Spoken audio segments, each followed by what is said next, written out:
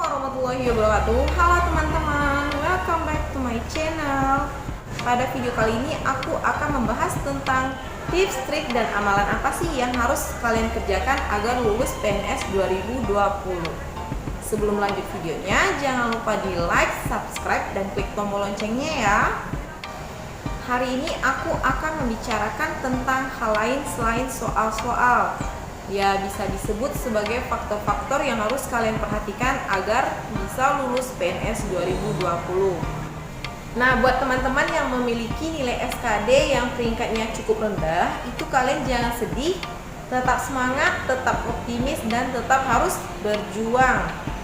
Sementara buat teman-teman yang memiliki peringkat SKD tertinggi, itu kalian tetap bersyukur dan harus tetap was-was. Karena apa? Karena kalian bisa aja ditikung atau disalib oleh teman di bawahnya pada saat ujian SKB. Karena SKB itu 60%, SKD 40%. Jadi yang menentukan itu lebih ke SKB-nya. Buat teman-teman yang memiliki peringkat bawah, silakan tingkatkan nilainya pada ujian SKB. Agar kita bisa lulus ujian tes CPNS, itu belajar bukan satu-satunya faktor ya, bukan satu-satunya faktor, namun ada faktor-faktor pendukung lainnya. Yang pertama dan paling utama itu tentunya adalah doa. Nah, jadi buat teman-teman, perbanyaklah berdoa, apalagi di bulan mulia ini ya, perbanyak berdoa di saat-saat mustajab, dan kemudian minta restu dan minta doain sama orang tuanya, terutama sama ibu, karena doa ibu adalah doa yang paling hebat. Dan yang kedua, kalau teman-teman memang memiliki suatu keinginan, itu kalian banyakin sedekah, karena sedekah merupakan salah satu jalan pembuka rezeki. Nah, sedekah ini bukan misalnya besok pagi ujian hari ini sedekah ya, bukan seperti itu. Jadi jadikan sedekah itu sebagai rutinitas kita gitu. Nah, mungkin teman-teman ada yang akan menyanggah kata-kata aku barusan ya. Misalnya, aku kemarin udah berdoa, aku juga udah sedekah banyak, dan juga udah belajar mati-matian, tapi kok aku belum lulus ya? Nah, kalian jangan seuzon dulu ya sama Allah. Karena apa? Karena berarti rezeki kalian bukan di situ. Pasti Allah akan mempersiapkan hal yang lebih baik untuk kalian. Nah, contohnya ada seorang, ini kisah nyata ya. Nah, jadi dia itu udah kerja namun bukan PNS ya. Kemudian ia memang ingin sekali menjadi seorang PNS, sampai-sampai gaji sebulannya itu disedekahin semua teman-teman. Dan kemudian belajar juga udah, dia beli buku banyak, belajar sana sini gitu. Namun pada saat pengumuman tes CPNS itu ternyata dia dinyatakan tidak lulus. Sedih ya. Namun ternyata pada saat dia tidak lulus tes CPNS, ia mendapatkan beasiswa, tawaran beasiswa ke luar negeri.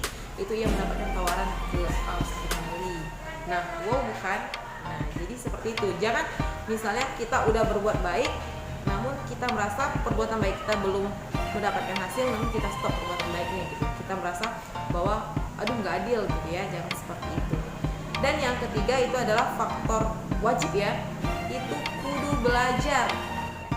Sekarang ada beberapa bulan lagi nih untuk mengikuti SKB, yang dimana katanya SKB itu akan diadakan bulan 9 setelah sekolah kedinasan. Nah, silakan kalian manfaatkan waktu lebih kurang 3 bulan ini untuk memaksimalkan belajar. Nah, seperti waktu-waktu luangnya, jangan misalnya waktunya masih lama jadi kita berleha-leha ya, membuang-buang waktu, nggak seperti itu ya. Nah, kemudian di sini pasti teman-teman sering dengar hal seperti ini. Nggak usah belajar, kalau rezeki nggak kemana kok, kalau udah nasibnya PNS ya PNS aja. Nah, bukan seperti itu ya. Itu mungkin bukan teman-teman aja yang dengar. Aku pada saat tes kemarin itu sering banget gitu. Pada saat aku belajar malah dicemoohin orang, aduh nggak usah belajar, kalau rezeki ya rezeki aja ya. Aku mohon dan meminta kepada teman-teman, jangan dengarkan hal seperti itu, jangan ditiru.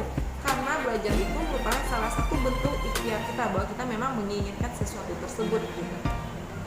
Nah, mungkin di sini ada yang memang dia nggak belajar ternyata lulus gitu. Ya bisa aja dia memang otaknya itu udah encer gitu. Dia udah terbiasa, udah master dengan hal-hal semacam soal-soal.